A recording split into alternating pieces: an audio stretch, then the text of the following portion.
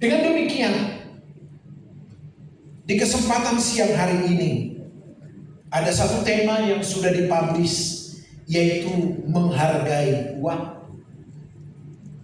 Bapak Ibu, saudaraku sekalian, pernahkah kita menyadari dengan seksama bahwa lembaran baru di setiap pagi hari ketika kita membuka mata, bahwa Tuhan ternyata telah memberikan modal baru untuk kita, yaitu kesempatan kita sebagai modal yang begitu berharga dan tidak akan pernah bisa diulang kembali.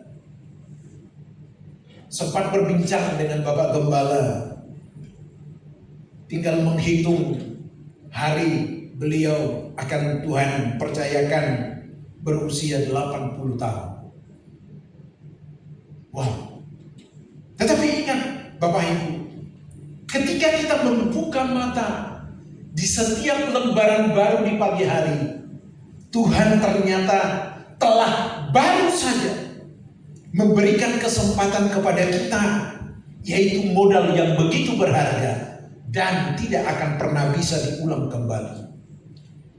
Modal yang saya maksudkan adalah yaitu waktu. Betapa kita perlu dengan serius untuk menghargai waktu yang ada. Sehingga ketika sang nabi yang mendapat gelar yaitu Nabi Peratap, yaitu Yeremia, yang menjadi saksi mata hancur leburnya kerajaan Israel, di mana orang Israel harus tertawan, bukan di negaranya, tapi harus mereka eksodus keluar dari Israel ke negara penjajah. Yeremia menuliskan dalam kitab Ratapan, ini mungkin juga sudah menjadi ayat hafalan, ayat favorit kita. Di Ratapan pasal 3 ayat 22 sampai 23, Yeremia menyapa umat Tuhan, tak berkesudahan kasih setia Tuhan, tak habis-habisnya rahmatnya, selalu baru tiap pagi, besar kesetiaan.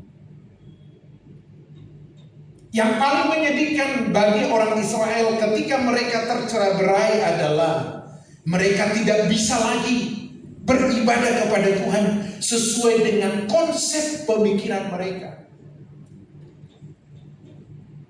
Tetapi kita bersyukur oleh anugerah yang kita terima, di mana Bapa berkenan mengutus putranya Tuhan Yesus Kristus yang menjembatani, merekonstruksi ulang hubungan kita dengan Bapa, di mana kita mendapat anugerah untuk boleh diberi waktu dan kesempatan memenuhi apa yang Allah kehendaki. Dengan demikian, Bapak Ibu saudaraku sekalian, ketika mereka dipisahkan dalam keterpaksaan, menanggung banyak penderitaan dalam waktu yang begitu lama akibat ketidaktaatan kepada Tuhan. Namun melalui Yeremia, Tuhan berkenan menyapa umatnya yang dikasihinya untuk dipeluk dengan hangatnya cinta kasih kepedulian dari Tuhan. Bahkan perjanjian lama, perjanjian baru, kalau disarikan Bapak Ibu, kita menemukan firman Tuhan yang berkata, kasihilah Tuhan Allahmu dengan segenap hatimu, dengan segenap kekuatanmu, dan dengan segenap akal budi. Tetapi tidak berhenti sampai di situ.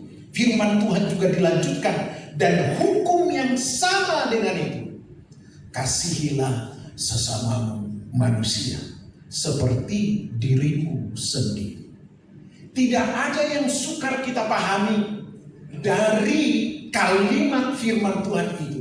Tetapi kalau mau jujur, ketika kita mengeksekusi untuk mewujud nyatakan di dalam kehidupan kita bertarung dengan mata kita. Kita bertarung dengan hati dan perasaan kita. Sebab manusia biasanya mengasihi sesuai dengan seleranya.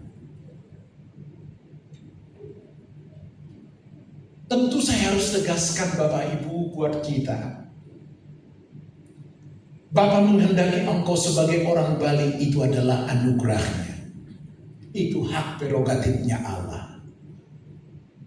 Allah mengadakan Bapak Ibu sebagai orang Tionghoa itu juga anugerah dari Allah sendiri. Engkau yang terlahir sebagai orang Jawa itu juga adalah anugerahnya Allah. Termasuk yang khotbah ini adalah sebagai orang Batak, itu juga adalah anugerah Allah. Kalau mau jujur, kalau mau bisa pilih, saya tentu minta kalau bisa dilahirkan bukan jadi orang Batak, jadi orang Amerika kayak gitu ya. Tapi gak bisa memilih. Allah sudah tetapkan itu. Dengan segala kelebihan yang kita miliki. Ada yang kulitnya putih bersih, bersyukurlah.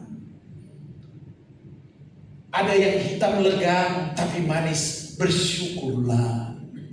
Supaya tak kala ia berjemur di pantai, apalah itu lupa, di Kuta ke apa ke, ya, dia tidak terlalu pusing dengan apa itu pelindung kulit itu, hand body lotion, ya.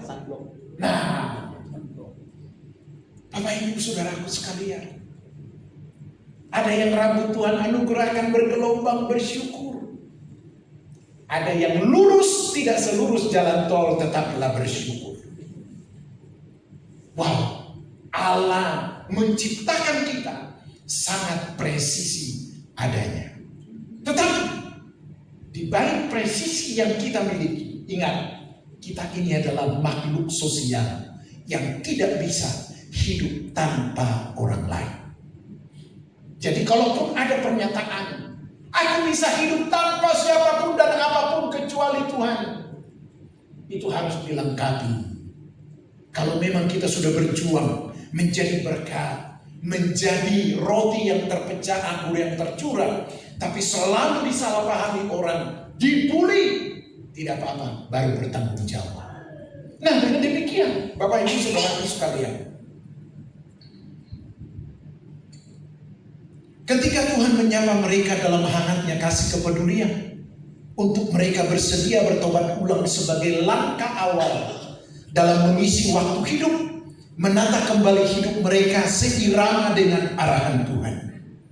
Bapak Ibu, kita ada di lorong waktu yang saat ini sedang melakukan perjalanan dan pasti ada ujungnya.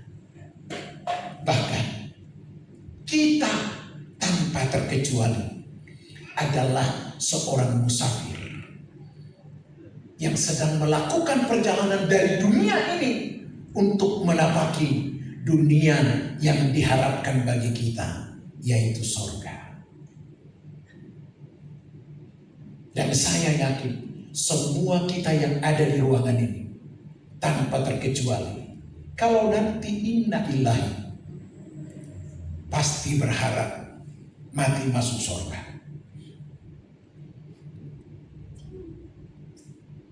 Itu pasti harapan kita. Tetapi ingat Bapak Ibu, perlu kita merimain ulang, mendakwa diri kita dengan jujur, supaya sorga itu bukan hayalan, tapi sebuah fakta realita. Karena ke sorga itu bukan kebetulan, dan neraka itu bukan kecelakaan. Makanya firman Tuhan berkata, pohon itu dikenal dari buahnya. Tidak mungkin pohon belimbing berbuah rambutan. Pasti akan viral.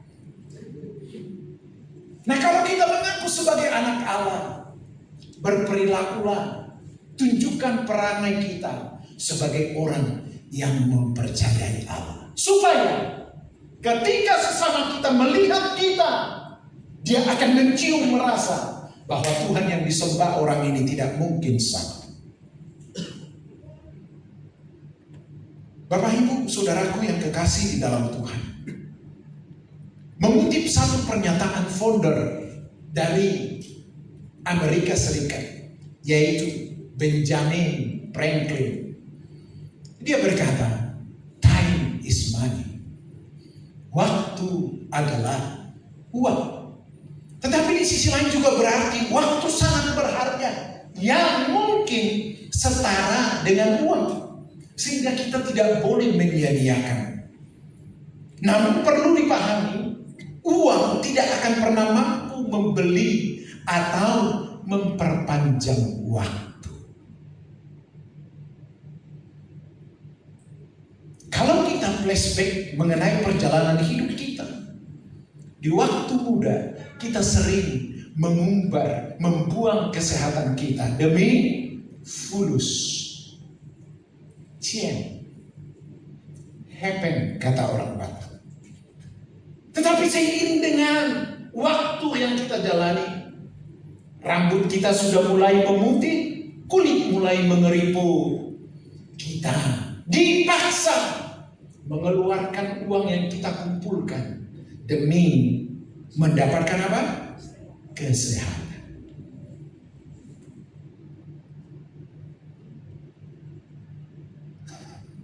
Jadi supaya kita sadar, Bapak Ibu. Dan ingat, ini bukan menakut-nakuti, hanya mengingatkan kita. Semua kita suatu saat pasti akan berpulang. Cuman para orang tua kami, para senior kami yang kami hormati, mohon jangan tersinggung. Supaya Tuhan mendengar permintaan kita. Yang senior duluan.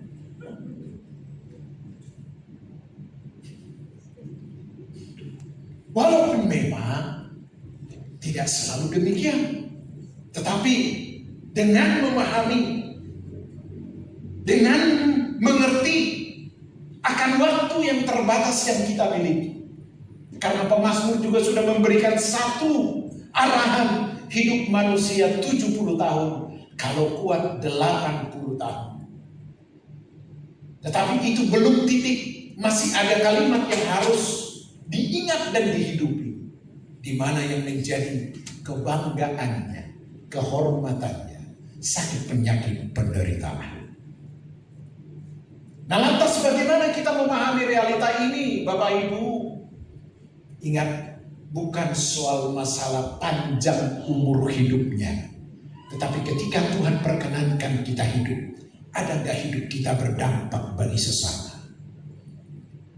Engkau sebagai suami, adakah kehadiranmu sangat dinantikan oleh pasanganmu?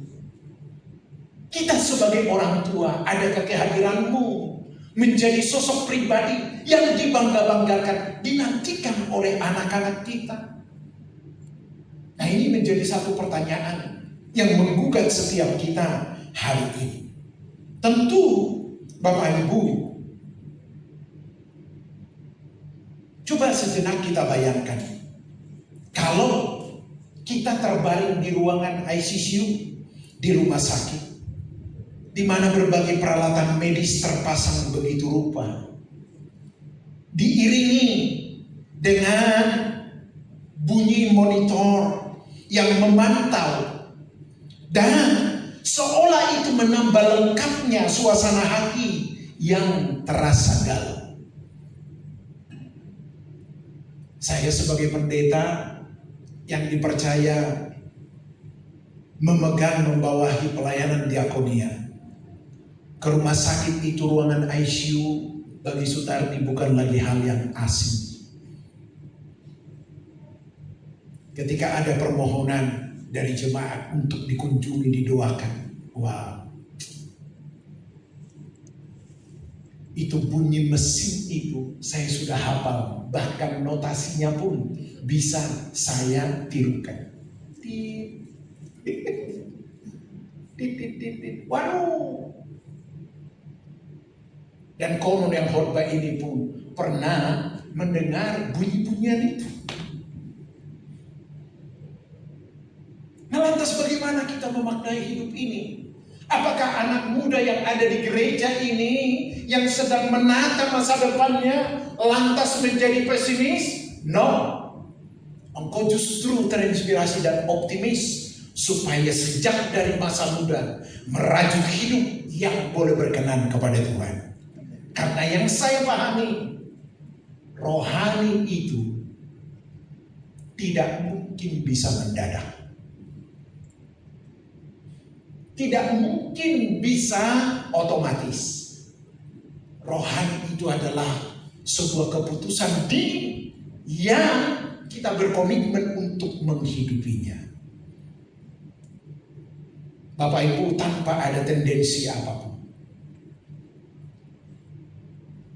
Dari menit awal saya duduk mengikuti ibadah kita. Wow, thanks God. Ini kan jam ibadah kita, ini kan jam yang rawan.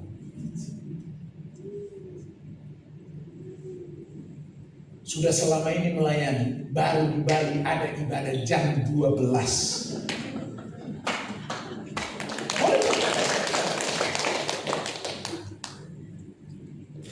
Biasanya jam 12 itu kita di depan meja makan.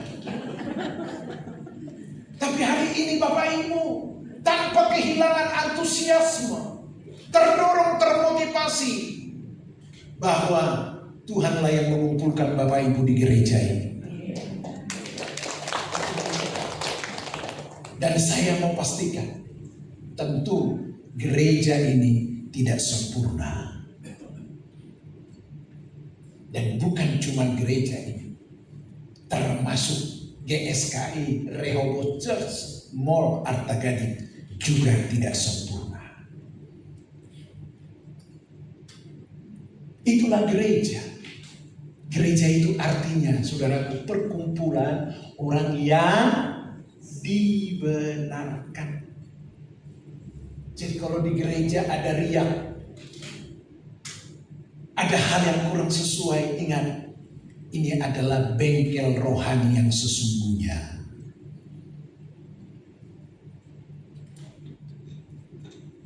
Ini bengkel rohani dengan case-case yang unik. Dan ingat, mekanik agungnya adalah hanya Allah semesta alam. Pendeta dan semua pelayan yang Tuhan percayakan boleh di sini hanya pekerja asisten demi membantu kelancaran dari sang mekanik agung.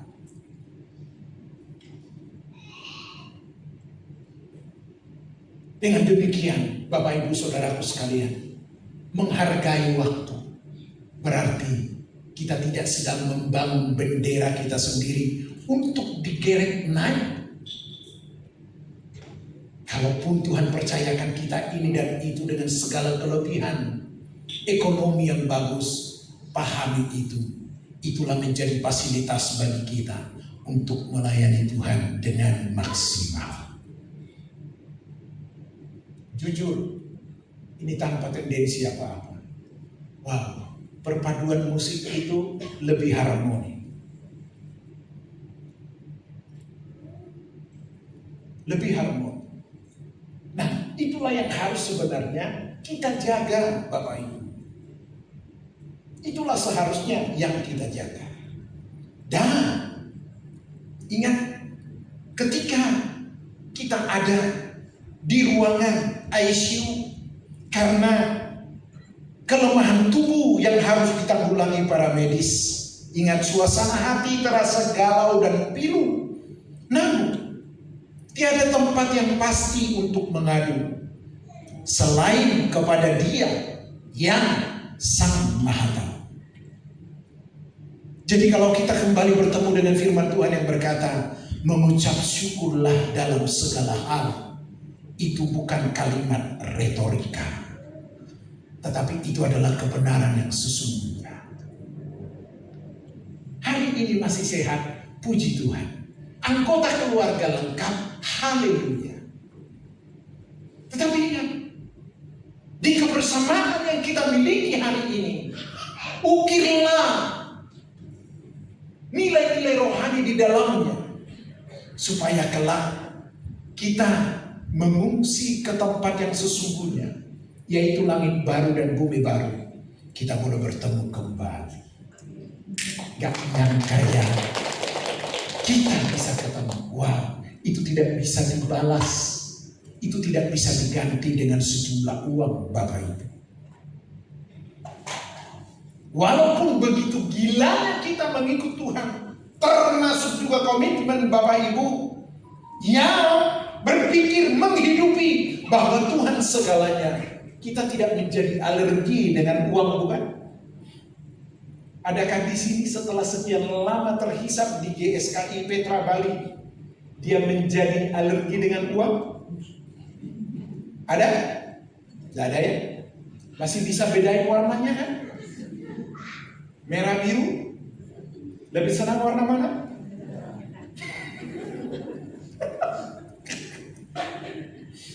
Haleluya. Apalagi dengan situasi dunia yang gonjang-ganjing begini, Bapak Ibu. Ya, mengucap syukurlah yang punya mobil diesel.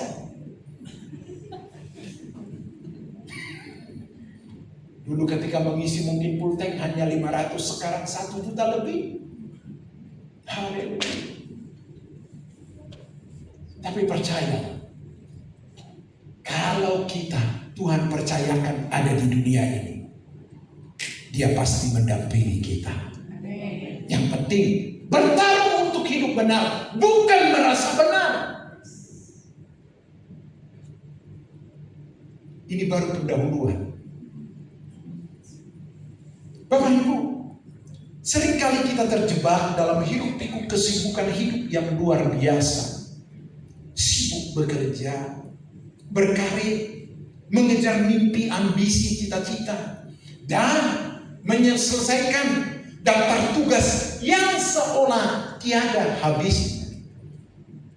Namun, di tengah keriuhan tersebut, Bapak Ibu, saudaraku sekalian, muncul pernyataan yang begitu menyentak, mengagetkan nurani.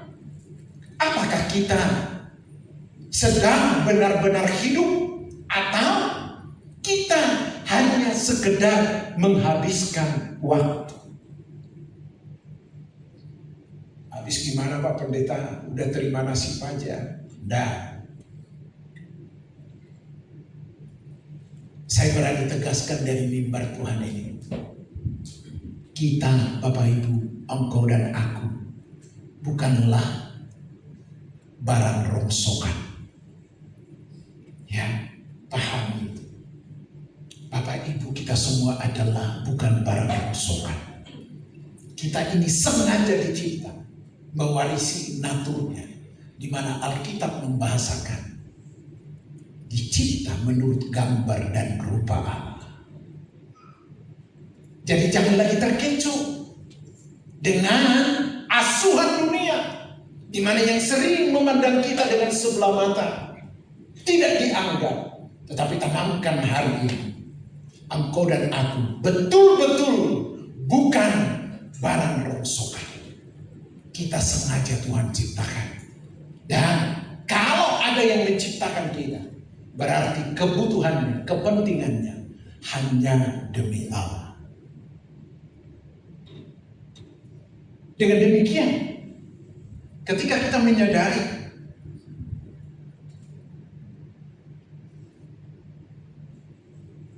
bahwa kita harus benar-benar hidup, kita bukan hanya sekedar menghabiskan waktu. Yang menjadi tagline pemberitaan firman Tuhan yang menghiasi mimbar-mimbar dari Sinode GSKI, kita selalu diarahkan, dipaksakan kepada satu tujuan yang jelas, menjadi seperti Yesus, sempurna seperti Bapa. Nah, tentunya dengan kesediaan kita duduk dengan rela di sini mendengar firman Tuhan, yuk kita tunjukkan itu, kita wujud nyatakan itu kepada orang-orang di sekitar kita. Di mana suami istri bisa lebih menghargai momen-momen kebersamaannya. Ingat, ini bukan menakut-nakuti. Momen kebersamaan itu nanti akan ada akhirnya. syukur-syukur bisa pulang bareng-bareng. Tapi sejauh yang saya amati adalah jarang yang bareng-bareng. Coba kita tanya di ruangan ini. Siapa yang bersedia duluan? Suami atau istri?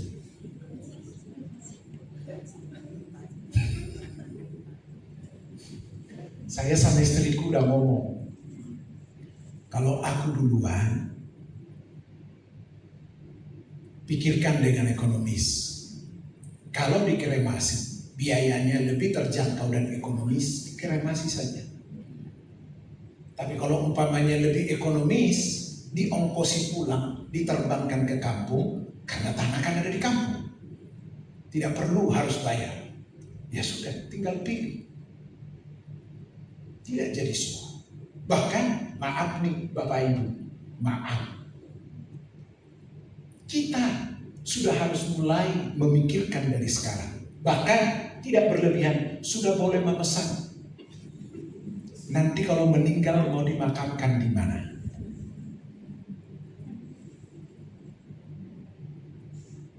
Yes. Itu yang paling real. Pak, saya masih ingin hidup 1000 tahun lagi. Gak mungkin. Gak mungkin. Usia 40 aja, berdiri terlalu lama, sudah mulai gemetar.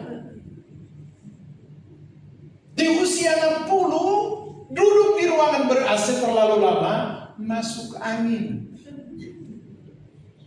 Diundang hajatan, menikmati semua perboden. Karena tabungan udah menumpuk. Kolesterol, asam urat, darah tinggi. Nah, itu kan saldo kita yang tidak pernah dicairkan, bukan? Bahkan cenderung ditambah. Nah ini Bapak Ibu, ya, yang menjadi satu kontrol bagi kita, menghidupi kebenaran itu. Menghargai waktu berarti tidak bisa lagi sembarangan. Biarkan yang lalu berlalu, tetapi bijaklah menapaki masa depan.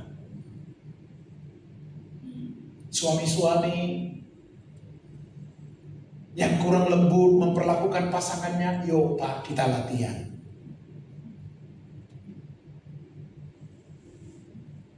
Ibu-ibu yang sangat kuat dengan memorinya, wow. Kadang-kadang kan saya perhatikan kalau rumah tangga itu berantem, sang istri bisa berkata begini, oke Pak, kita lupakan semua yang sudah terjadi. Bagus banget kalimatnya kan? Tapi ketika terulang lagi, itu yang sudah dilupakan muncul kembali.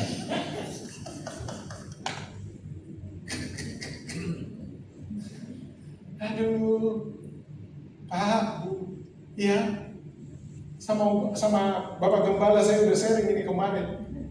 Kadang-kadang kita pria ini ya, untuk diajak foto bersama dengan istri itu, waduh, mati gaya. Istri udah happy. Kita kadang-kadang satu gaya aja. Tapi kalau pria itu lagi menikmati kesenangannya, tanpa disuruh, dia bisa megah gayanya. Kebetulan saya senang mancing. Dan ternyata Pak Gembala pun dulu mantan pemancing. Mungkin gara-gara itulah dia dulu penjala ikan, sekarang dia menjadi penjala jiwa. Saudara tahu, kalau lagi mancing di laut itu strike, udah naik ini, wih, begitu kita angkat tanpa dikomando langsung senyum. Tapi kalau foto sama pasangan, ayo kita berubah, saudara. Ya, menghargai momen-momen kebersamaan. Dan apa yang pernah kita rajut di dunia ini, biar terulang kembali di keabadian. Dan seraya berkata menatap wajah-wajah yang kita kasihi, aku tidak salah memilihmu waktu itu.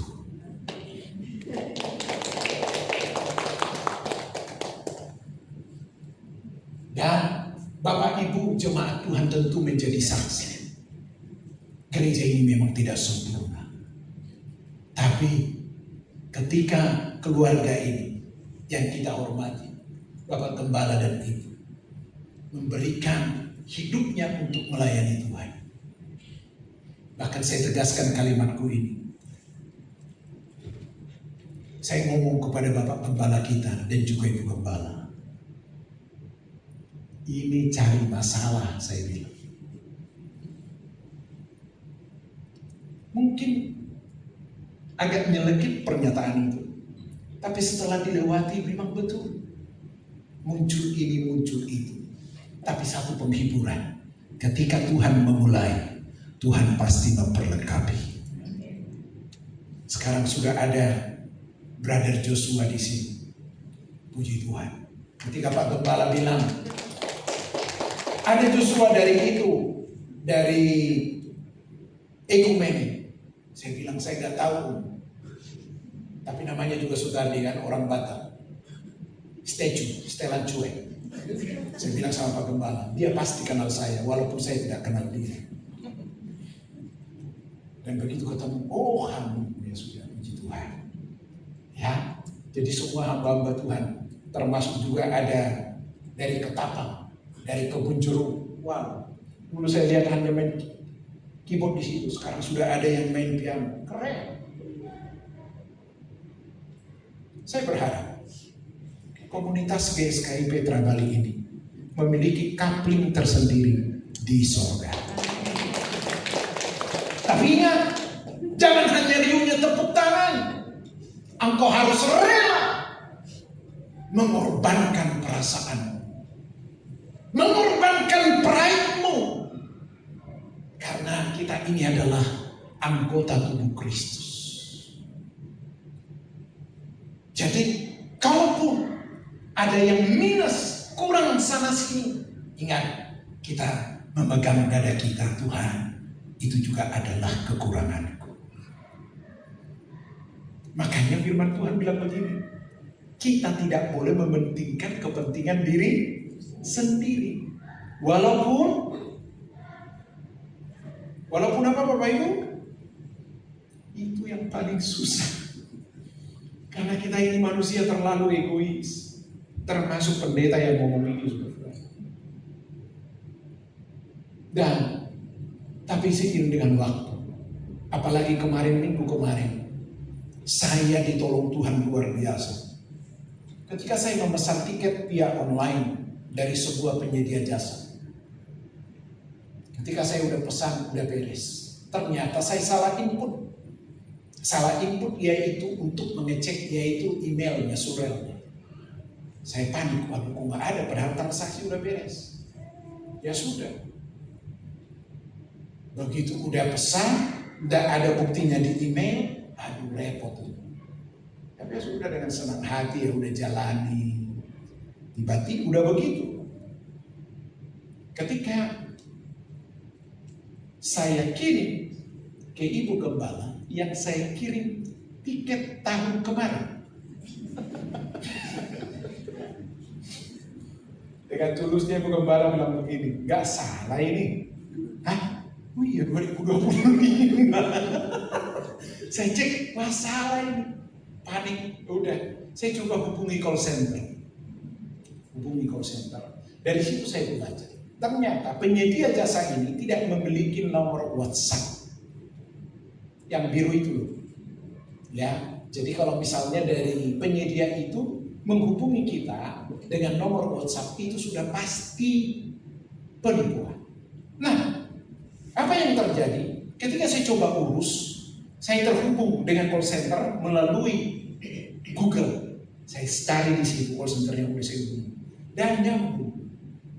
Wih, servisnya itu loh mantap. Langsung dia mengerti kesusahan saya. Dia bilang begini, maaf ya Bapak atas ketidaknyamanannya. Sekali lagi kami mohon maaf, tapi ini bisa dibantu. Caranya gimana? Bapak nanti akan saya pandu via telepon untuk mengikuti petunjuk supaya nominal yang Bapak belanjakan untuk tiket ini segera langsung ditransfer ke akun Bapak sendiri. Oh ya, terima kasih. Tapi ya itu Pak, ada potongannya. Sekian, tidak apa-apa saya. Udah. Tapi yang mengganjal di hati saya, sudah mulai dia bilang begini. Waduh, agak repot saya ini. Sebab handphone ini kan kita lagi bicara nih, gimana saya mengoperasikan. Tapi di situ Tuhan tuntun saya. Apa yang terjadi? Bahkan bilang begini, Bapak punya nomor rekening nggak? Saya bilang nggak ada. Padahal ada. Atau nomor keluarga. Waduh, saya bilang nggak ada juga, repot itu saya bilang. Terus gimana nih? Gini aja Pak. Akhirnya saya buka handphone saya. Saya pun tidak cukup kuat bertahan. Saya buka handphone saya buka M-Banking. Saya buka M-Banking, dipandu saya. Pak, saya akan kirimkan nomor virtual account. Bapak masukkan. Pelan-pelan. Bapak Ibu, apa yang terjadi? 3 kali saya dituntun, 3 kali salah. Karena begitu saya tekan, langsung bilang ikuti dengan oke. Saya ikuti. Saya bilang, Pak, gagal. Nomor account tidak dikenal. Coba Pak, ulangi lagi. Tapi saya udah lihat. Kesabaran dia mulai menipis tuh. Dari volume suara itu. Oke Pak, kita akan ulangi. Pelan-pelan ya Pak. Oke, tak. Oke, account tidak dikenal. Sampai istri saya dari tempat duduknya, dia hampirin saya bilang begini. Kok salah masukin? Istri saya ambil pulpen catat. Tiba-tiba pikiran saya jalan begini, matikan, saya matikan, oke, ditelepon lagi, ditelepon dengan logo penerbangan yang saya pesan. Wih, saya bilang, biar pendeta pun tetap ada basa-basinya. Saya bilang, Pak, maaf, ada tadi jemaat yang meninggal, keluarganya menghubungi saya, sehingga harus saya layani dulu. Ini serius. Saya ngomong begitu, saya pikir dia akan tergugah. Ternyata enggak. Dia bilang, Pak, ini masih gagal. Oh, mungkin karena kelamaan Pak. Karena ini adalah tidak boleh lama, harus cepat. Ketika dibilang begitu, mau dikirim virtual baru, saya langsung sadar. Saya bilang, ini bukan benar. Saya bilang, Pak, nggak apa-apa Pak. Saya rela kehilangan itu. Jangan Pak, kita bantu. Nggak usah. Mati.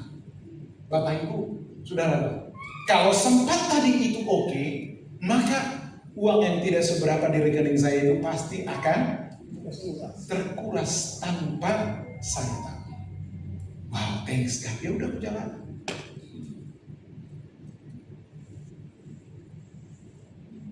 Ingat Bapak Ibu, Tuhan itu menuntut perjalanan hidup kita setiap detik, menit, bahkan jam. Cuman kadang-kadang kita sering tidak peka dengan petunjuk dari Tuhan itu. Nah, oleh karena itu, Bapak Ibu, seiring dengan tema yang mau saya selipkan hari ini, menghargai waktu, kita baru masuk di isinya.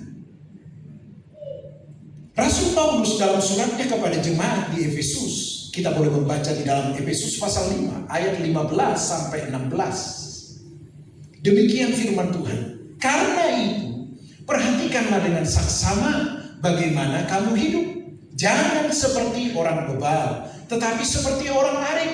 Dan pergunakanlah waktu yang ada, karena hari-hari ini adalah jahat. Kebenaran ini tentunya memberikan sebuah peringatan yang sangat tegas dan mendesak bagi kita.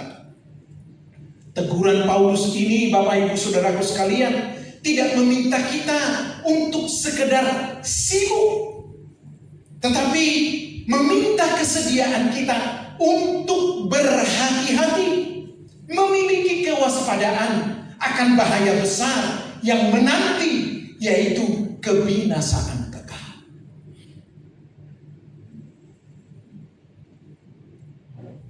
Bukan hanya sekedar sibuk, tetapi diminta kewaspadaan kita untuk hati-hati. Termasuk juga Bapak Ibu dalam menolong sesama, meminjamkan uang.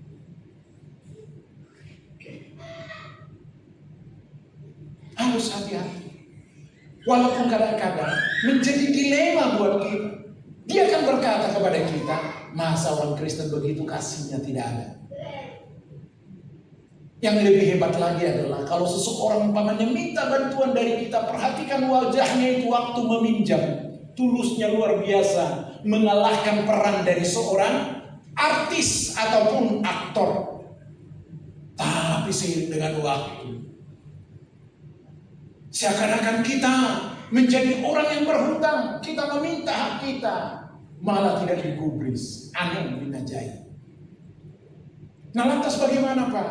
Kalau ada orang yang minta bantu sama kita, ya sudah. Kalau engkau memang rela, ya sudah, bantulah, jangan harap untuk kembali.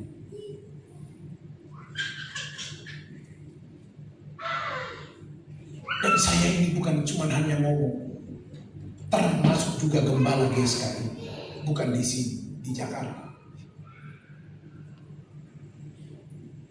Minta tolong kita bantu.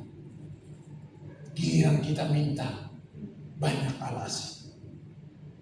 Wah, Bapak Ibu, saudaraku sekalian, ingat, kita perlu memiliki kewaspadaan. Bukan hanya sekedar sibuk, tetapi kita harus waspada, mengantisipasi akan bahaya, yaitu kebinasaan kekal. Bahkan secara terperinci Paulus menghimbau, mengajak kita untuk menjadi orang yang tidak bebal. Jangan menjadi orang bebal, orang yang keras kepala. Jangan sampai kita terbius, terseret oleh arus zaman percintaan dunia, tetapi menjadi orang bijak, orang arif yang mampu menebus waktu. Emang bisa waktu ditebus, Pak? Menebus dalam arti begini, kita pergunakan waktu yang ada sesuai dengan peruntukannya. Hari ini kita lagi beribadahlah.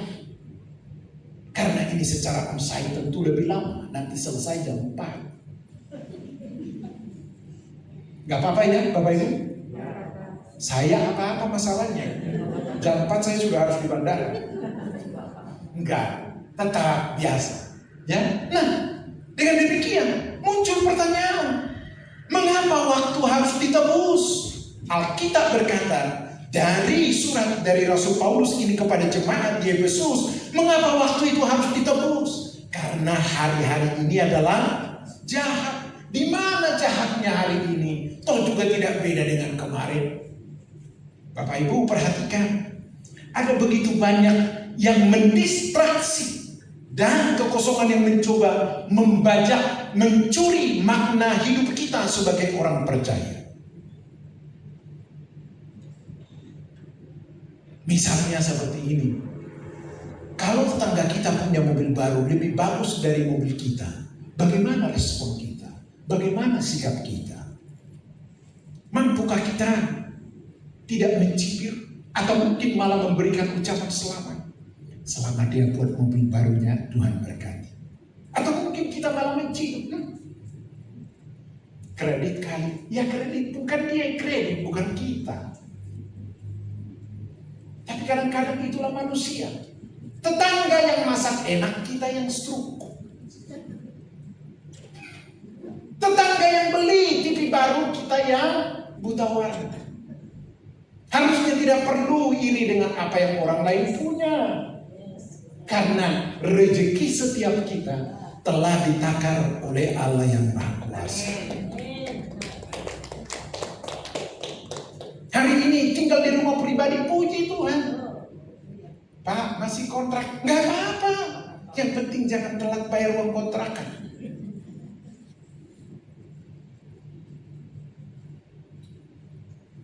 Sebentar ada makan bersama, puji Tuhan. Kalau umpamanya ada keluarga yang makan di tempat tertentu, biarkan. Jangan pernah menjadikan apa yang orang lain punya untuk kita punya. Ingat, baju kita itu berbeda. Jangan pernah memaksa baju kita ke baju orang lain, ke daging orang lain, ke tubuh orang lain. Haleluya. Dengan demikian, Bapak Ibu, saudaraku sekalian, hari ini, saat ini, kita disiumkan, diingatkan bahwa waktu bukan sekedar tentang detik, menit, dan jam yang kita boleh pantau di pergelangan setiap tangan kita. melainkan tentang sebuah tanggung jawab dan kesempatan yang Tuhan percayakan di tangan setiap kita. Kita harus mempersiapkan keberadaan kita Bapak Ibu dengan sepenuh hati untuk merenungkan lebih mendalam bagaimana seharusnya kita orang percaya melangkah dengan pasti di tengah dunia yang serba menuntut dan cepat, terutama buat para orang tua kami. Jangan terobsesi untuk melakukan segala sesuatu dengan cepat-cepat. Biar lambat, yang penting selamat. Kalau dulu saya sering berseloroh, biar lambat yang penting lama. Tapi hari ini buat para orang tua kami yang melangkah jangan cepat-cepat, biar lambat yang penting aman. Karena Alkitab memang sudah menegaskan itu. Kekuatan fisik kita ini pasti menurun, merosot. Ya, dulu kalau kita waktu muda kita naik tangga, sekarang satu tangga aja harus ada waktu jedanya. Gak apa-apa, jangan langsung ke atas. Itu dulu anak muda. Sekarang gimana? Ya udah.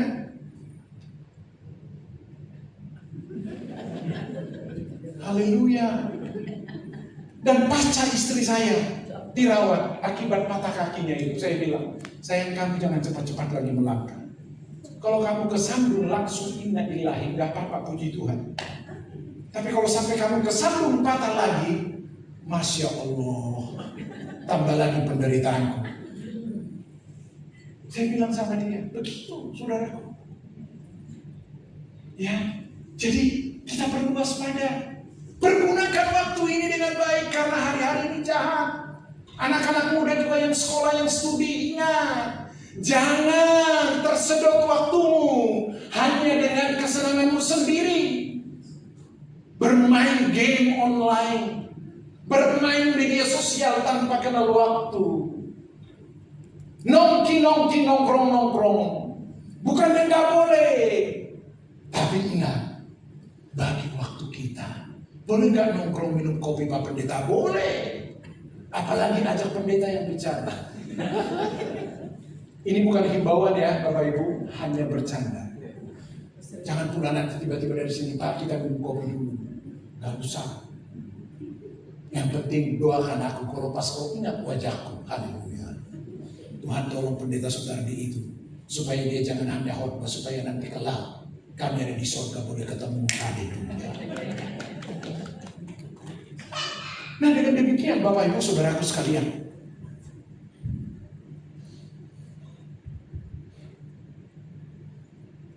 bagaimana cara kita mengubah setiap detik itu adalah sebagai kronologis, harus bisa menjadi detik kairos, yaitu suatu momentum anugerah kebersamaan dengan Tuhan.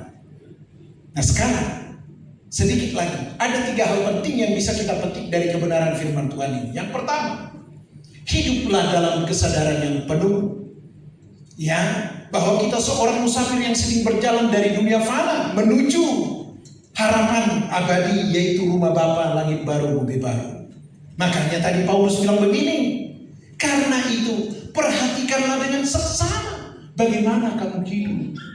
Jadi ingat, pertama yang bisa kita petik, kita suntikan di hati dan pikiran kita, hiduplah dalam kesadaran sepenuhnya. Jangan lagi nge-fly, jangan berandai-andai. Hiduplah di dalam kesadaran yang penuh. Yang kedua, investasikan waktu dengan dinamis. Karena Paulus juga menegaskan kepada kita, dan pergunakanlah waktu yang ada. Dalam teks aslinya kata waktu itu menggunakan istilah kairos yang berarti momentum atau kesempatan, di mana dengan demikian waktu kita menjadi efektif, bukan hanya sekedar detak jam, yaitu kronos. Dengan demikian saudaraku, hal yang ketiga, hal yang terakhir, yaitu kita memiliki kepekaan, ketajaman spiritual. Dilanjutkan lagi di ayat firman Tuhan yang kita baca, karena hari-hari ini adalah jahat. Paulus tidak sedang bersikap pesimistis, tapi realistis. Menjadi rohani itu tidak bisa mendadak dan musiman. Harus dirajut, ditumbuh kembangkan sedini mungkin, mengenal dan mengenakan kebenaran.